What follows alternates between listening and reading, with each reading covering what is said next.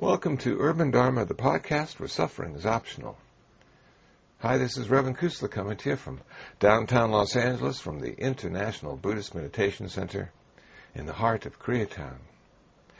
I just returned from a conference held in Kentucky, held at Gethsemani Abbey, the home of the late Thomas Merton.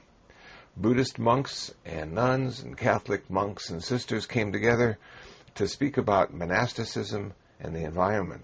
The conference was from May 27th, 2008 to May 31st, 2008. I was invited to record the talks and take some photos and do some video. And what you're about to hear is the first talk given at the conference. It was given by Father Ezekiel Lotz. He's from Mount Angel Abbey in Oregon.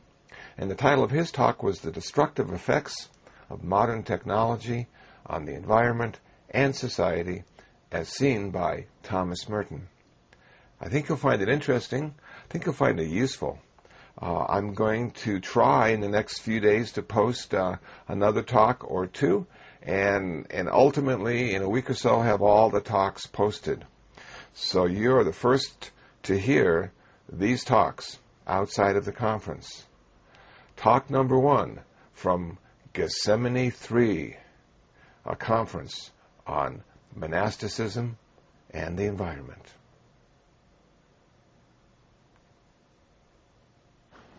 In two letters written between the years 1964 and 1965, one to a newspaper correspondent and the other to an Anglican woman, the Trappist monk and author Father Mary Louis Merton, better known to his reading public as Thomas Merton, ruminated about what and how he would have changed in his by then classic spiritual autobiography, The Seven-Story Mountain, published some 16 years before. Merton contended that he would have said many things differently, and that his thought at the time was hardly mature. Shortly before he died in 1968, Merton, writing to a high school student in California, noted that if he were to rewrite his most popular book and the work that had put him on the map as a spiritual voice to be reckoned with, he would have cut out a lot of the sermons and sales pitch for Catholic schools. And yet, as Merton scholar and past president of the International Thomas Merton Society, William H. Shannon points out in his literary critical biography of Merton entitled Something of a Rebel, the Seven-Story Mountain has had ongoing appeal throughout the world right until today, and has continued to play a major role in the conversion processes and vocational discernment experiences of men and women around the planet. Vivid and specific narrative recountings of his childhood and young adulthood, the personal sincerity and genuineness of the author, as well as the perennial human elements included in the book, give Merton's masterpiece its ongoing appeal. As early as 1951, The Seven-Story Mountain had gone into its 254th printing. Monsignor Shannon's 8-page reader's guide to The Seven-Story Mountain, included in Something of a Rebel, provides the first-time reader with a good overview and some helpful hints about hidden, lost, as well as some of the more obvious and traditional themes that support and serve as framework for this postmodern confessions.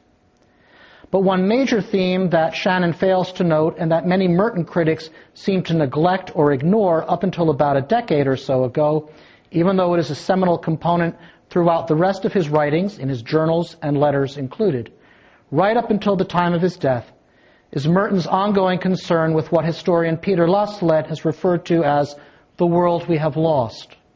That is to say, a world operating on a natural and balanced level, untrammeled and held captive by a technology and science which all but seem to have surpassed the control of its creators and finally, and very frighteningly, run amok.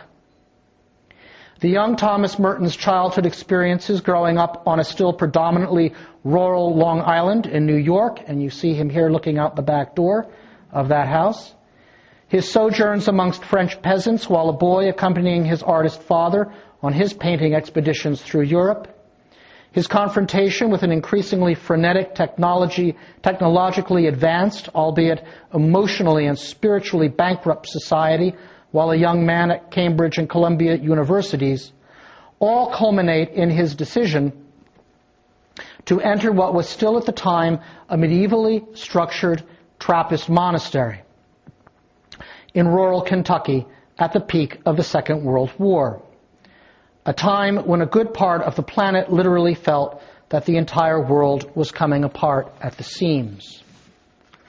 The paradisiacal world of a garden wilderness, which was being subsumed and demolished by increasingly meaningless modes of materialism, genocidal nationalist bigotry, and means of warfare, the power of which humanity had only had nightmares about in the past, was regained by the new novice Mary Lewis Merton upon his entry into the rigorously cloistered and liturgically rich life of Our Lady of Gethsemani Abbey.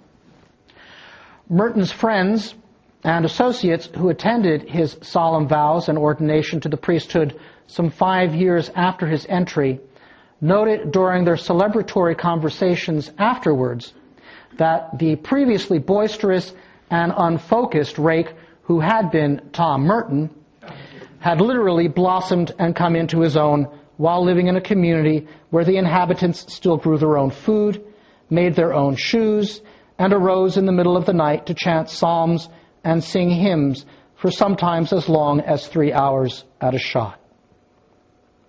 Before long, however, there was to be trouble in paradise, a not uncommon occurrence in supposedly paradisiacal settings in both modern and postmodern societies. But we will come to that issue in a few moments when we discuss Merton's understanding of and reaction to it in more detail. First, we should consider 2 important passages from the Seven-Story Mountain that both foreshadow and summarize the themes of technology and its effects on the world and its varied inhabitants in the modern and postmodern age.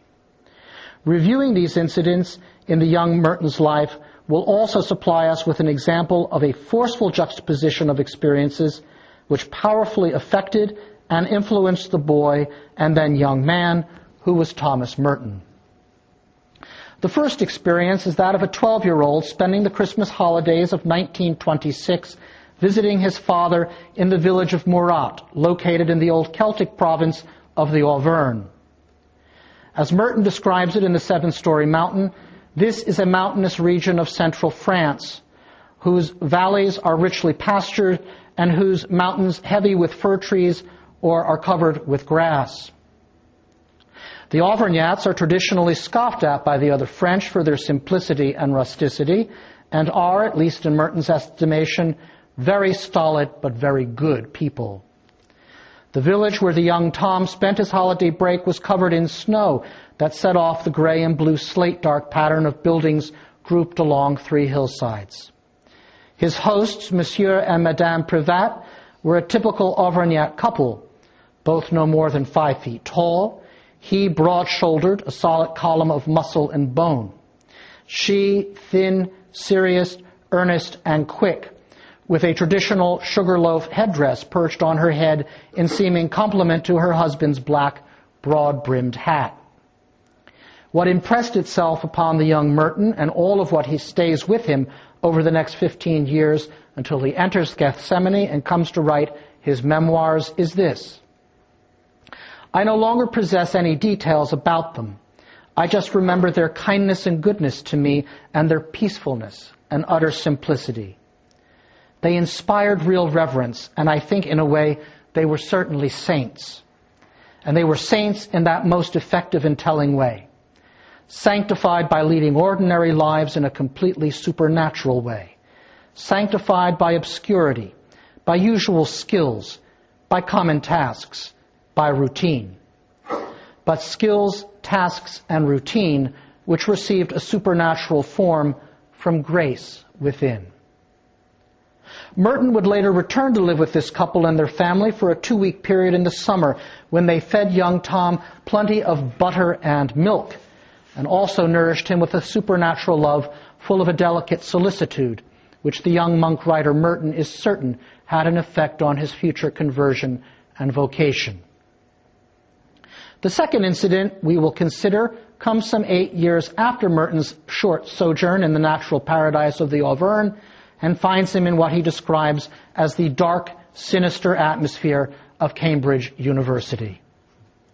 In fact, Cambridge is, in the metaphorical geography of the seven-story mountain, the lowest circle of hell. The institution and its people are like some kind of animal which gores him so deeply that he felt that he would never recover entirely from the wound. Merton certainly had become a different person by the time he entered Clare College at Cambridge in the autumn of 1933. Almost all of his friends at university seemed to be those who had made it onto the proctor's books for the 101 university crimes that came under the general heading of conduct unbecoming of a gentleman.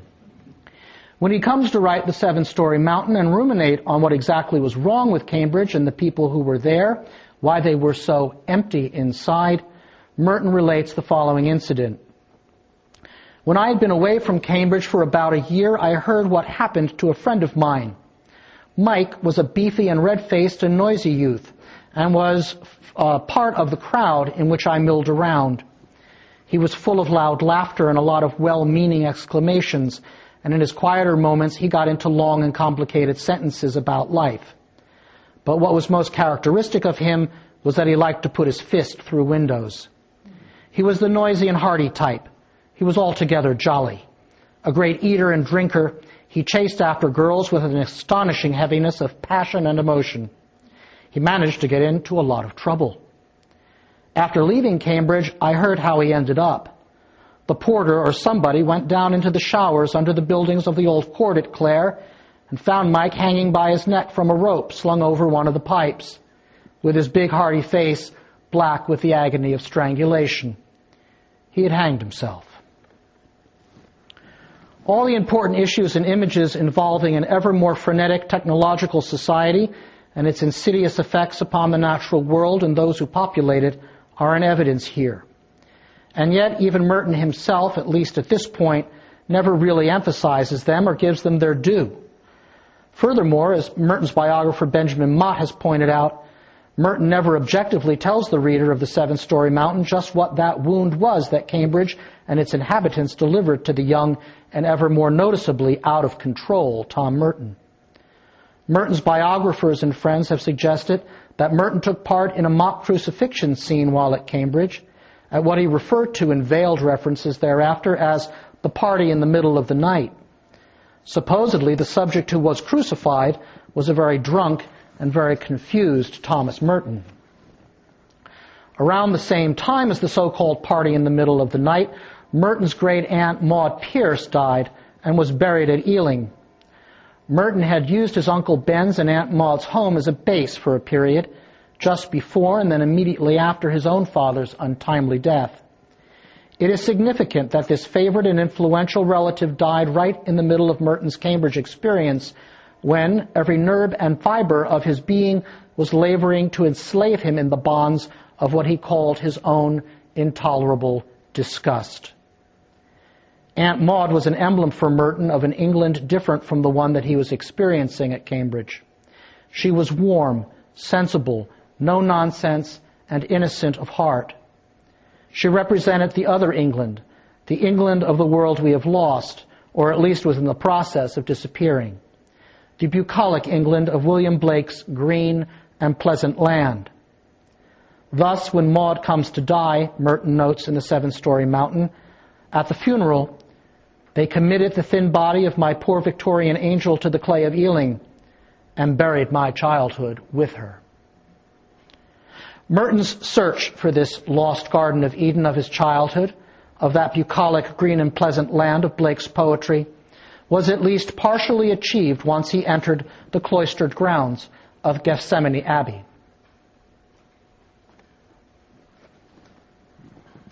It is his life here at Gethsemani which we will now trace in terms of the restoration of this garden, of the life lived therein, a life of the world we have lost. And we will observe it in terms of our themes for this conference: technology, ecology, and the monastic contemplative life. Indeed, in a very uncanny and frightening way, the loss of this world of closeness to nature, of living on equal terms with the creation, and a sense sometimes of powerlessness in trying to salvage it and retain it in the face of an ever more chaotic technological society, which we ourselves have created, was repeated in the monastery confines within the first 5 years of Merton's monastic life. We have already noted the almost medieval quality of life at Gethsemani when Merton entered in December of 1941. Horses and plows were still employed by the monks to work the soil and harvest the crops. The monks themselves lived... There they are.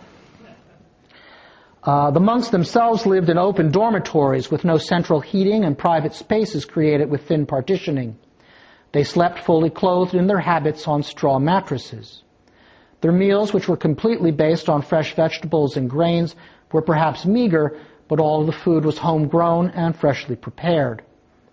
Work, most of which was manual labor in the forest or fields that surrounded the monastery, was plentiful even if the food was not. Cloister was rigorously observed. Monks lived, died, and were buried here with no coffin or embalming. This was indeed a very different environment from that of Cambridge University with its drunken revels. Yet Gethsemani is where Merton found his home for the next 27 years, and the importance of physical setting and place is something that cannot be exaggerated for Thomas Merton. Indeed, as William Shannon points out concerning the young novice's reaction to the monastic life, Merton loved every bit of it. He embraced the monastic discipline with the same enthusiasm as he had earlier thrown himself into the disordered, aimless pseudo-freedom of his youth. According to the 12th century mystical theologian Hugh of St. Victor, the recovery of Eden, whose very nature was unchangeable, was the aim of all human activity. This theme of monastic enclosures serving as paradisical gardens predates Hugh of St. Victor by almost a millennium and is found in early Desert Fathers' writings as well as in those of early Celtic monks and hermits. And it certainly is found throughout the Cistercian Fathers, to which Merton was going to be exposed during his novitiate, St. Bernard especially. The monastery of Gethsemani was to have been quite literally this unchanging garden, this walled paradise for Merton and for so many others who entered there and were formed with him. Any sense of the classically monastic notion of a contemptus mundi, of turning one's back on the world and society because it only distracts from the one sole goal of the monk, which is God alone, does not last for long once Merton is inside the cloister walls. His early journal entries at Gethsemani abound in descriptions of the natural life around him and how it caused him to rejoice in the larger geography of God's garden. The young brother Lewis writes, after standing in the cloister doorway watching the sunset one evening, "I looked at all this in great tranquility, with my soul and spirit quiet. For me, landscape seems to be important for contemplation. Anyway, I have no scruples about loving it." However, this place, which appeared to be so stable in the unstable world in 1941, was very quickly and disconcertingly about to undergo significant and, for many of its inhabitants, disturbing changes within the first decades of Merton's life here.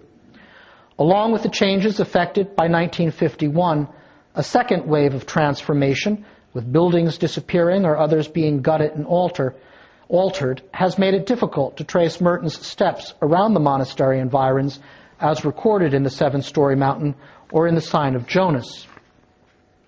Although monasticism as lived at Gethsemani in the 1940s was far from perfect, the monks there experienced a simple and good life, with most of the confreres living to an age far beyond the national average. It was truly a communal or communistic ethic that was being lived out here in reality, from each according to his capacity to each according to his needs.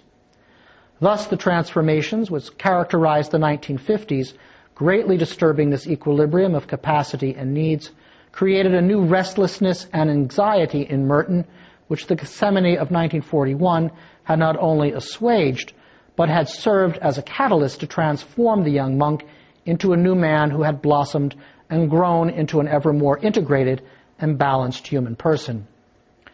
Merton, both at the time and in retrospect, would refer to these years as an Edenic period in his own life, as well as in that of the community of Gethsemani. The changes commenced with the election of both a new abbot general of the Trappist order in France and of a new abbot at Gethsemani.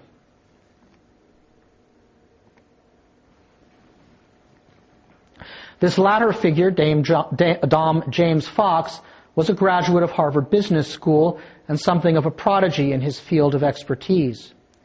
He inherited a monastery that had survived on the heritage of its Alsatian French founders for almost 100 years, with little or no changes being made in its internal spiritual or external material existence. The result was that by the early 1950s, the monastery buildings desperately needed repair, especially with over 100 monks to house and feed in residence. And the monastery economy desperately needed immediate attention, with the community being some $20,000 in debt. Dom James, it seemed clear to everyone in the community, including Merton, was the man to make the needed changes. But were the compromises to the monastic life as it had been lived at Gethsemani for almost 100 years going to be worth it in the long run? Perhaps one could only answer that question with hindsight. However, for Merton and for a few others within the community, the consequences, many of them perhaps of a tragic and even catastrophic nature, were all too clearly evident from very soon after the initiation of Dom James's reform. The monastery needed to work on an ever more efficient basis. Thus, it needed to commit itself to greater activity. Perhaps most significant was Dom James's decision to disband the old medieval means of living self-sufficiently and instituting an active embracing of modern mechanized methods of farming and processing foods for personal consumption and commercial sale. The changes, in a paradoxical way, paid off, with wave after wave of novices applying for entrance to the cloister. So many, in fact, that there was no room in the dormitories for them to sleep, and so pup tents were set up in the cloister garden for occupation. In Merton's estimation, at least, and this is true for Thomas Merton and a few others, I've been talking to some of the monks in the last couple of days, and the situation is a lot more complex than just saying that it was mechanization that caused novices eventually to start leaving. But for Merton, at least, this was one of the problems extant. The sudden growth was indeed paradoxical, since once the men had arrived and got a sample of the radical changes that were occurring at the Abbey and witnessed the rapidly deteriorating system of socio-pastoral structures and spiritual symbols which were disappearing, while the economic life of the now mechanized Abbey boomed and bustled, these very same vocations proceeded to leave in a steady exodus. As Benjamin Mott notes, the monastery had become not only one of economic soundness, but one of actual financial prosperity. Yet, like most financial achievements, this had costs which did not show up on the balance sheets. Some of the results of the changes were both spiritually and physically damaging. The achievement was an astonishing one, so much so that it tended to blind others. Merton, disturbed by the level of noise in and around the cloister brought on by the new heavy machinery in use, and furthermore by the fact that his own growing fame as an author was bringing in the needed cash with which to purchase the new jeeps, tractors, bulldozers, and combines, saw the cost to the community and recognized that it was much more than that his own personal idol had been shattered. Not only was Merton concerned by the shift to big business that was characterized by the monastery's new food processing corporation of Gethsemani Farms, which produced and marketed cheese, bread, bacon, and the breeding of Belgian mares, but he was equally disturbed by the new methods of farming employed on the monastery farm proper. Insecticides and chemicals used by the monks seemed to give the crops a forced color. This bothered Merton, as did the increasing number of dead birds that he found on the property while taking hikes through the woods. In response to these occurrences, Merton wrote to Rachel Carson in January of 1962 and even managed to have her ecologically provoking work, Silent Spring, read in the monastic refectory. The book was withdrawn, however, when the cellarer took issue with some of the figures and statistics which Carson quoted in her text. Merton's letter to Carson, which he marked for inclusion as an appendix to his so-called Cold War letters, succinctly summarizes the situation as Merton saw it, and served as a springboard for the many other reflections on technology and ecology that would weave themselves in and out of his writings over the next 6 years. First of all, he notes that there is a strange and perplexing paradoxical contradiction seemingly inherent in the interrelationships of technology and ecology. There is the same mental process involved, Merton notes to Carson, that he almost had written mental illnesses here instead of mental processes, in the human person's irresponsible propensity to scorn the smallest values while daring to use our titanic power in a way that threatens not only civilization, but life itself. This vicious circle of suicidal actions is repeated in our very attempts to cure the illness. It seems that our remedies are instinctively those which aggravate the sickness. The remedies are expressions of the sickness itself. There is a type of death wish built right into humankind's most fundamental being. Merton compares it to the Christian concept of original sin, but notes that no matter what one's dogmatic convictions, humans almost universally possess a tendency to destroy and negate themselves just when everything is at its best, and that it is just when things are paradisical that we use our technological powers in a horrifyingly destructive manner. Thus, there is a hatred of life lurking right under the surface of our optimism about ourselves and about our affluent society. But the economics, culture, philosophy of affluence is itself so self-defeating, contains so many built-in frustrations of its own, that it inevitably leads us to despair.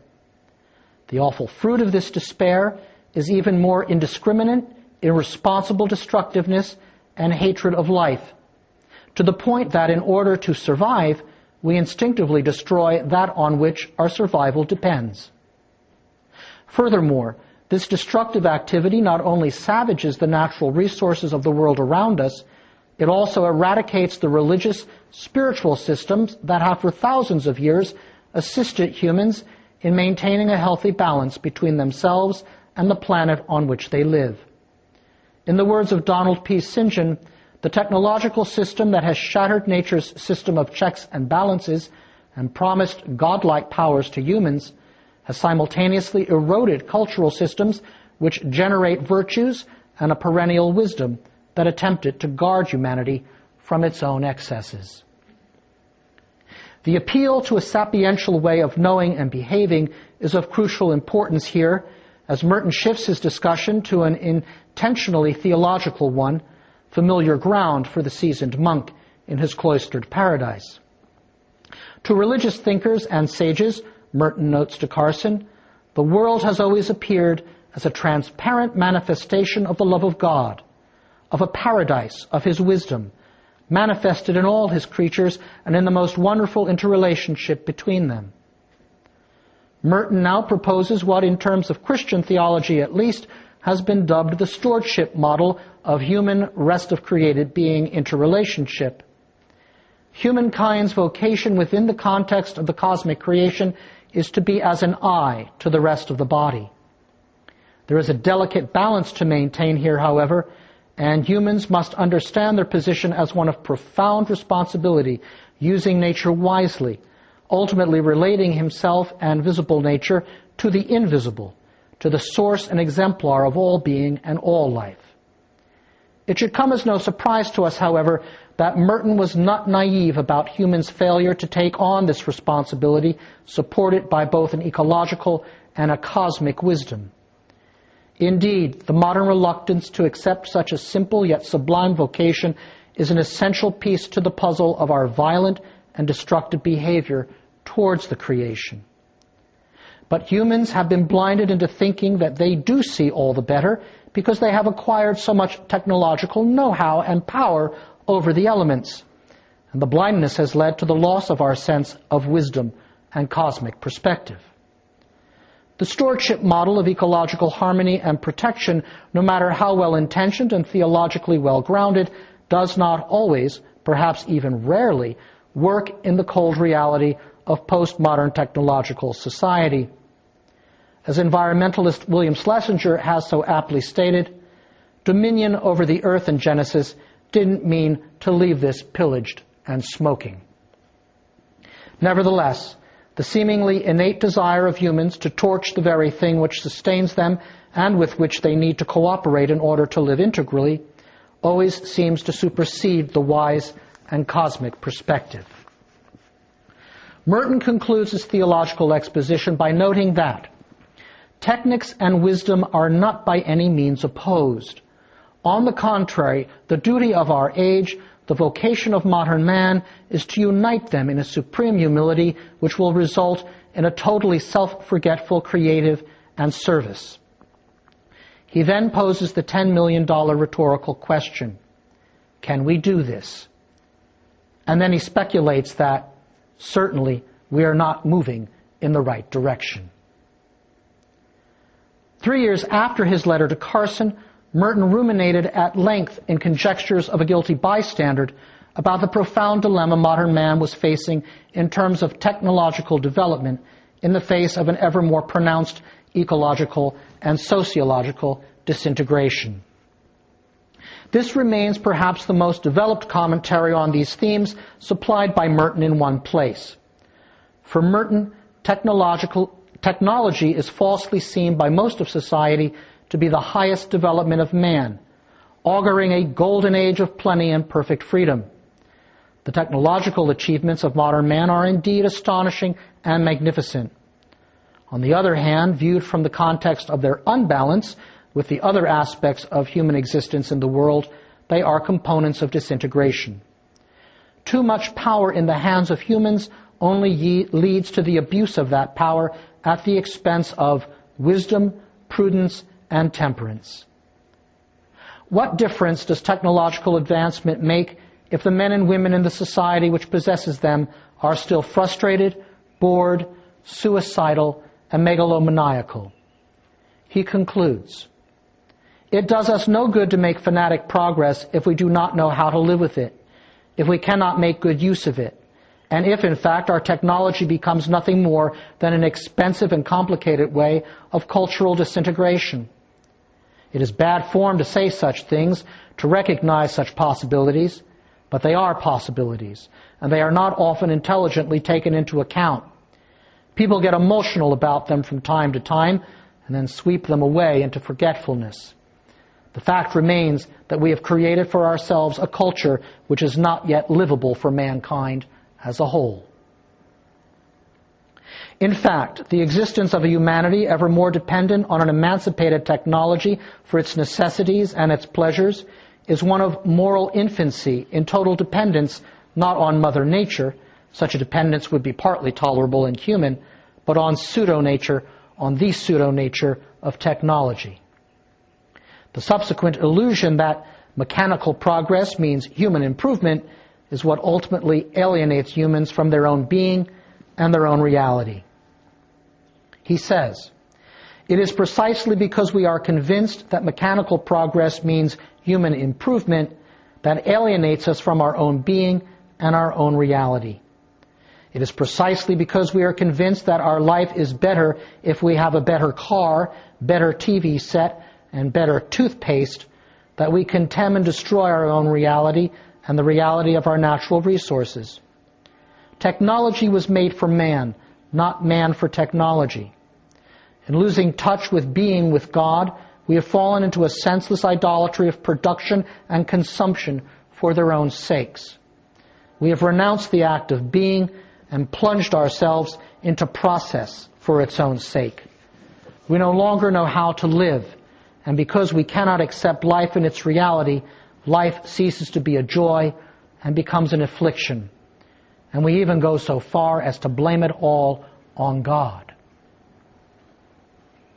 Merton contrasts this equation of technology equals manipulation of the creative world equals progress equals happiness to what instead should be an openness and a respect for the created world as God has given it to us. This respect and openness must be grounded in a real intuition of the act of being, coupled with a gratefulness for and a contemplative perception of that being. If this is not the case, Merton warns, then we can look forward to further destruction and debasement of the world in the name of a false humanism which has no other fruit than to make man hate himself, hate life, and hate the world he lives in. The material included in Conjectures of a Guilty Bystander, however, is not Merton's final word on the topic of technology and the ecology. That is to be found in an occasional piece written for Center magazine in July of 1968, 5 months before his untimely death in Bangkok.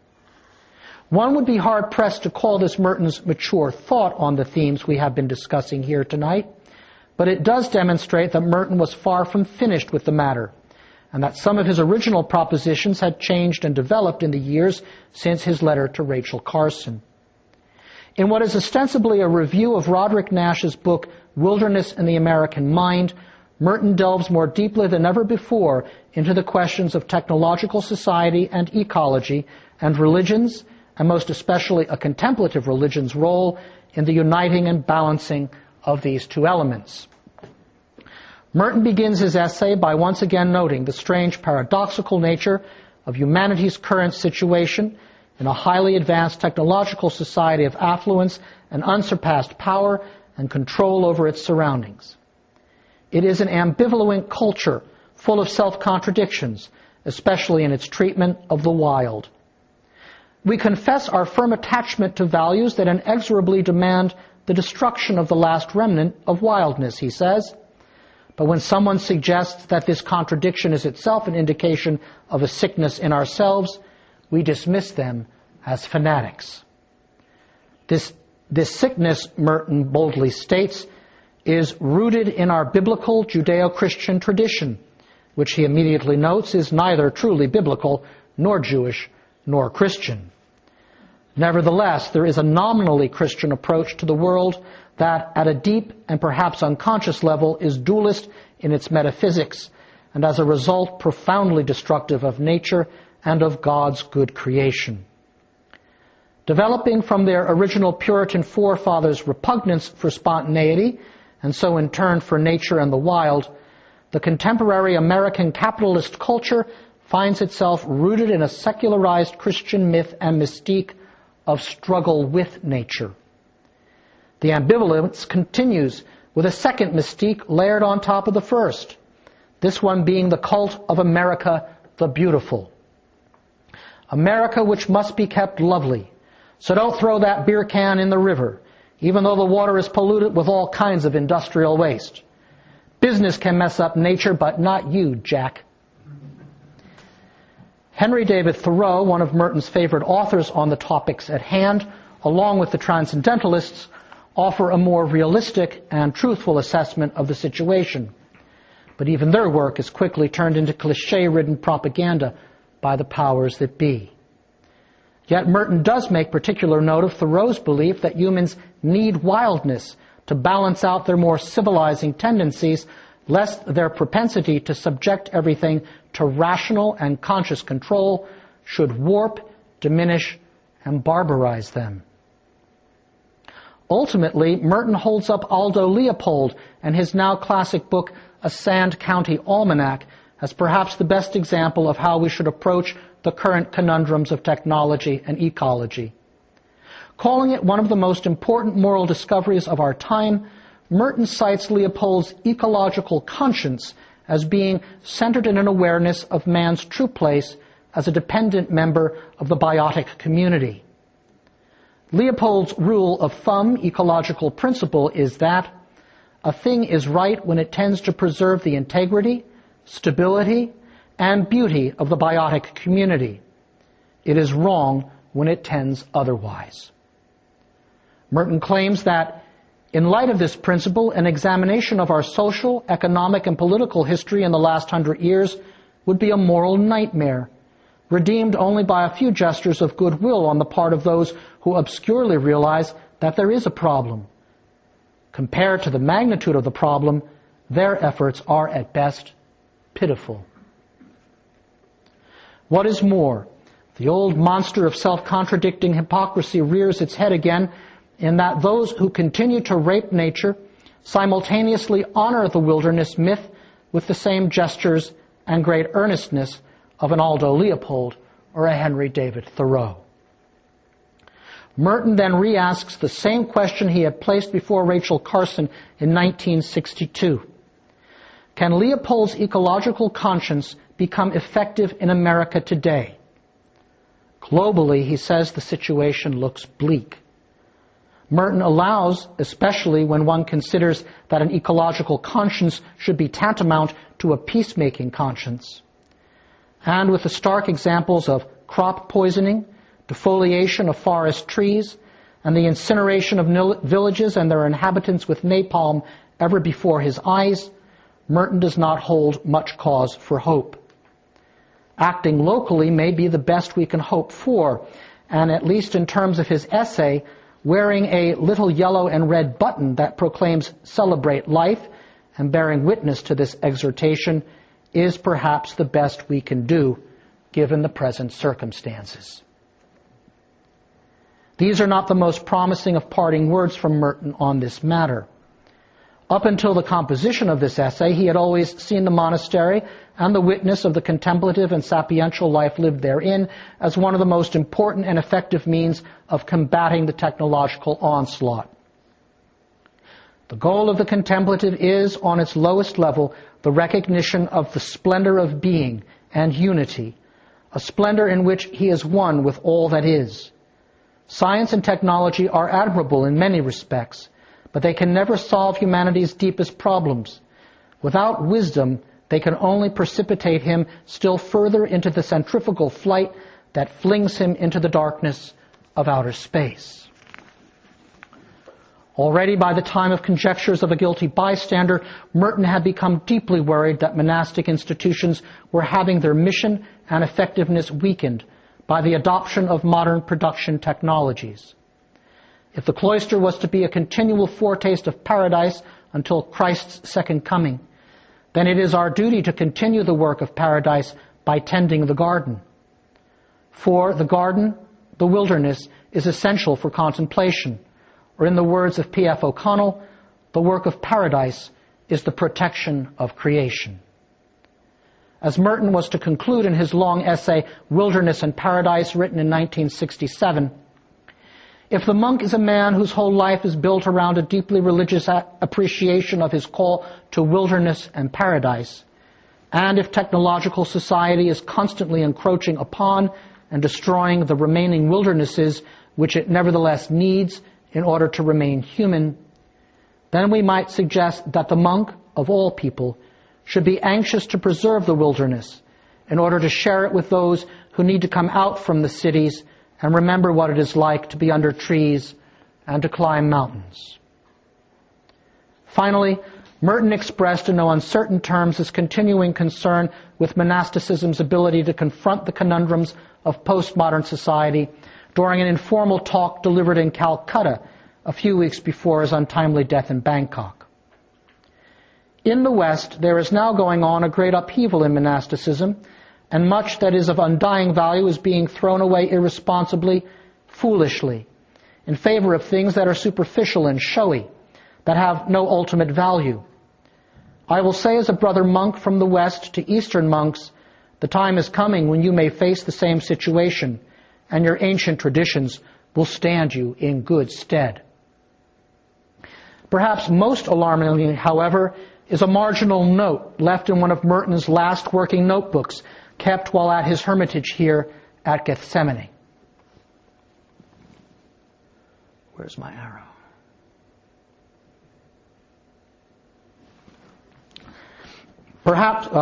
In this same notebook, Merton made his initial notations for what would become his article, The Wild Places. The dreadful fact is that I was born into this world at the very moment when the whole thing came to a head. And it is precisely in my lifetime that civilization has undergone this massive attack from within itself. My whole life is shaped by this, and it presses on the brain with a near darkness. 40 years after recording this observation, 40 years after Merton's accidental death while visiting with monastic men and women from around the world, the dreadful fact of this massive attack continues to press in on our brains with ever-increasing darkness. Merton, and I think most of us here would agree, at least in part, had diagnosed the dilemma accurately and insightfully. He also sensed very deeply the almost desperate circumstances in which the technological, ecological crisis was and would continue to be played out. There are no real solid programs or tactics for action that he suggested. Perhaps he would have come to suggest something once he returned to Gethsemani from the east. We will never know. It is, I suspect, the hope of everyone gathered here for these days of listening and sharing that further consciousness raising will occur, but also that we may discern some sort of preliminary steps towards action, whether local or global, personal or communal, that we can begin to take in our own daily lives. Some of the most fundamental and perhaps the most effective of these actions is, for us monks and contemplatives gathered here, already obvious.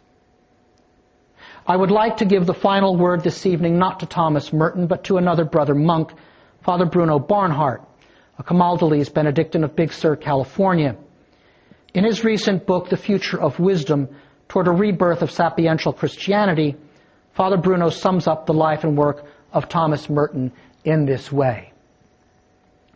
Roughly during the last decade of his life, Merton began to move back toward the modern world, which he had left behind, particularly those thinkers and writers with whom he felt a great affinity. He was moving further into the country of imagination and at the same time apparently discovering the wide ecumenical territory of the sapiential, in which he was able to rediscover everything that he loved.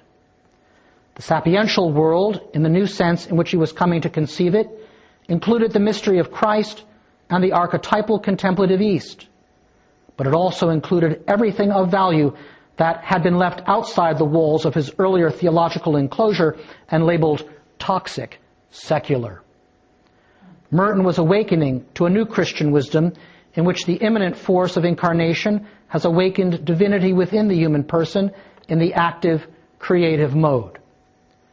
Gradually, the early Merton's Catholic and monastic triumphalism gives way to a more sober experience of the life of faith and a deeper awareness of solidarity in the human condition. This is the threshold of postmodernity, of the post-Western mind, of global consciousness and global participation at every level. It is Thomas Merton's exhortation to those of us gathered here this week to meet the sometimes horrific challenges of, but at the same time to make fruitful use of, the unique situations that constitute our postmodern world. This is a call to journey into that wide ecumenical territory of the imagination and the sapiential, to tap into the divine within each of us, allowing for an ever more profound sense of solidarity in the human condition, to recall, reinforce, and revive our own ancient traditions which will stand us in good stead as things around us grow ever more bizarre, to put on a global mind of participation at every level before it is too late and the darkness has covered us completely.